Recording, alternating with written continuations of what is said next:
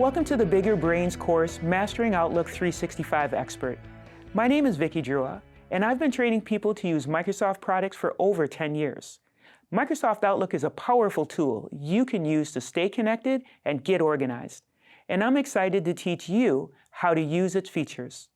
This course is for users with an advanced understanding of Outlook's email, calendar, people, and task tools who want to manage their account using advanced features and customization options. We'll start with customizing Outlook using Backstage options.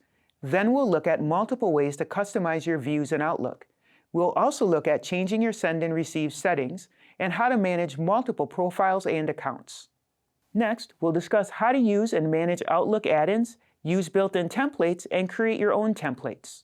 Then we'll look at ways to work with shared folders and permissions, advanced search and filter options, and ways to clean up and manage your mail folders.